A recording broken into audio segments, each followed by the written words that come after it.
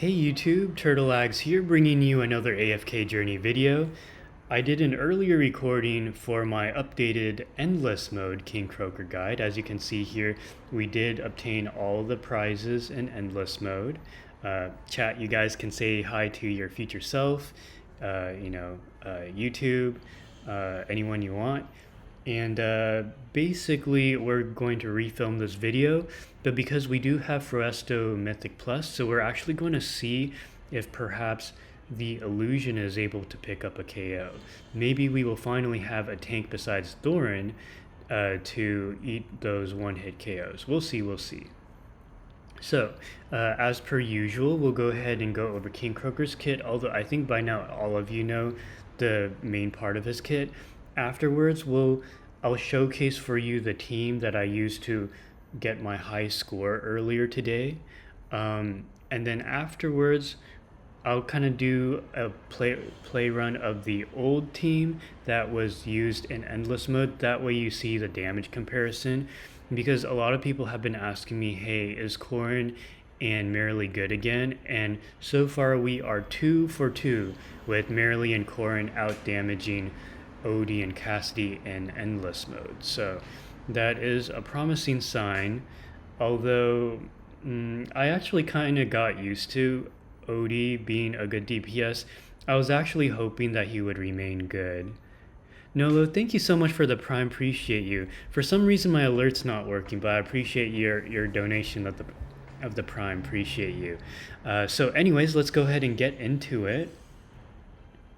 Alright, so as you can see here, just the main part of King Croaker's kit is the magic bubble, where, as you know, at the 15 second, 35 second, and 55 second mark in battle, he will one-hit KO a unit in battle, and it will be the closest enemy. Little YouTube sabotage failed.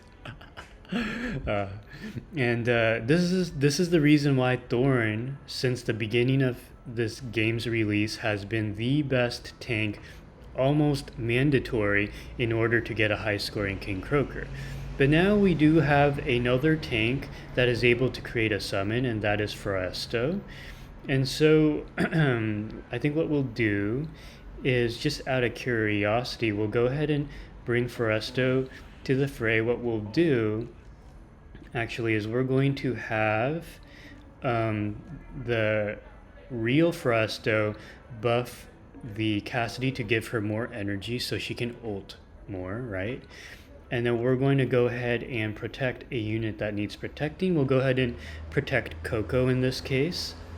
Oh, actually, I'm sorry, this was the old team. I apologize. This was the old team that's used to be the best team before. I apologize.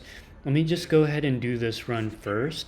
That way you guys have a sense of kind of where the benchmark is at and how we break past it with the Corrin Merrily comp.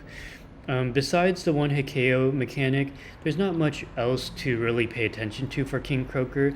Just know that in Endless Mode, he does hit pretty hard, so just keep that in mind.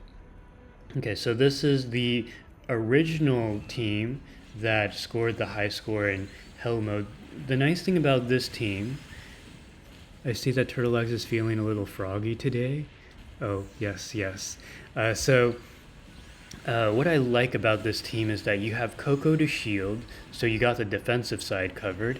You have Thorin increasing the damage taken. Oh, this is the free-to-play option. Oh my god, I'm losing it. Okay, so we're showing the free-to-play option first. I apologize. So the free-to-play option is essentially, instead of Rainier, you're going to go Cassidy.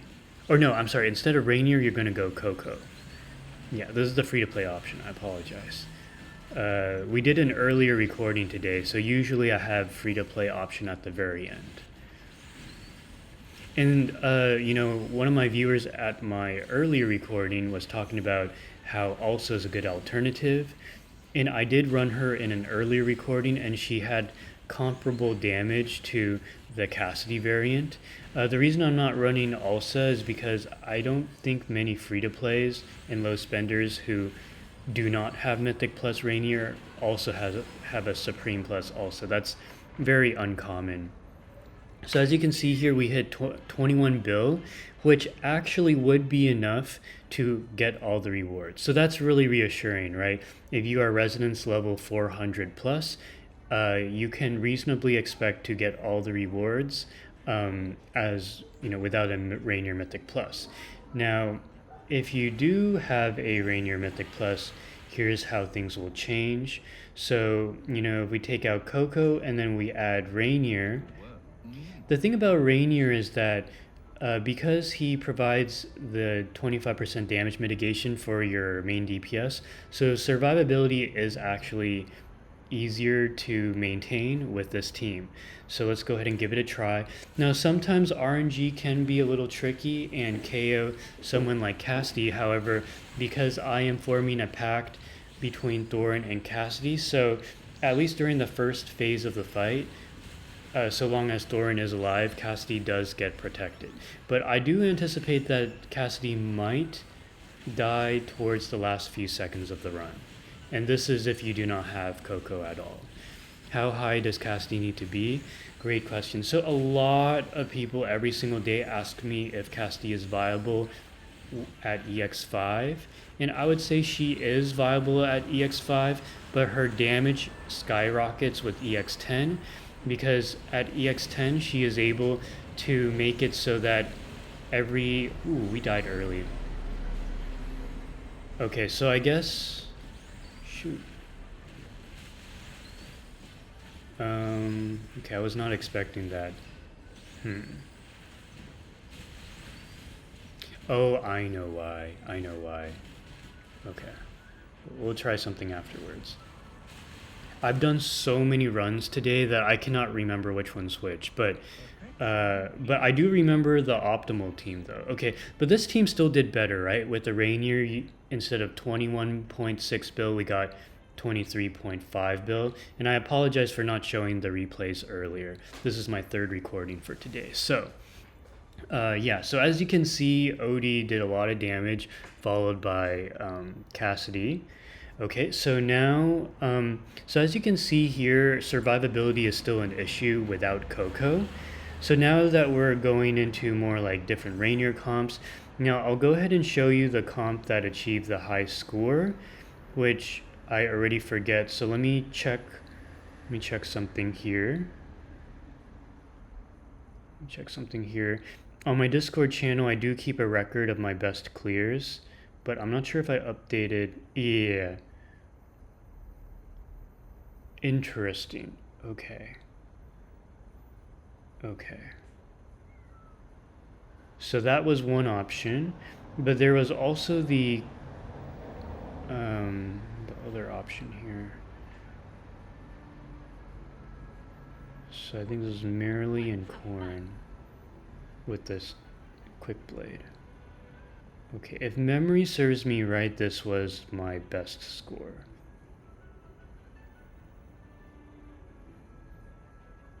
Yeah, this would make perfect sense because with this team, everybody's taking advantage of the quick blade spell. And I remember, yeah, Cassidy was very squishy. So let's go ahead and give this a try. How high does Cassidy need to be Mythic Plus? I think Mythic Plus is fine.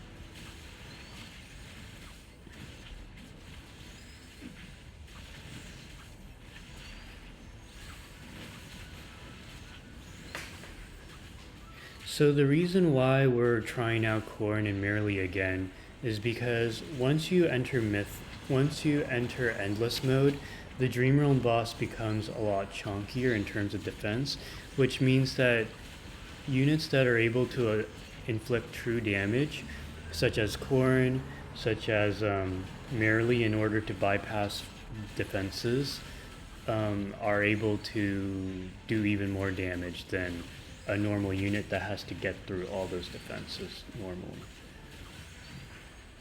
So as you can see, we already have 23 bill and we still have 24 seconds left. No way Odie isn't the pick. Yeah, so as you can see, we've already beaten the Odie score and we still have 13 seconds left. Ooh, interesting, we died. Okay, so we got 26.68. Bill. So, and this is a new score. So as you can see, we scored very high with this team. It's night and day that, you know, with the Merrily Corrin comp in a true damage team is able to out damage an OD Rainier team. Do you recommend plus 15 Merrily and Corrin? Seems expensive. Michael, I would just say plus 15 your Corrin. I don't think plus 15. I'm sorry, plus 15 your Merrily. You don't need a plus 15 your Corrin if you're tied on temporal essences. Yeah, because as you can see, Merrily's the one who's doing more of the damage. Yes, so that is the Merrily Corrin comp. Okay. So that's pretty much it. I wanted to keep this video short and sweet.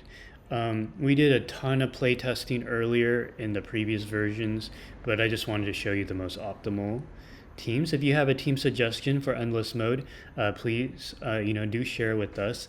I'd like to test it out, and I will see you in the next video.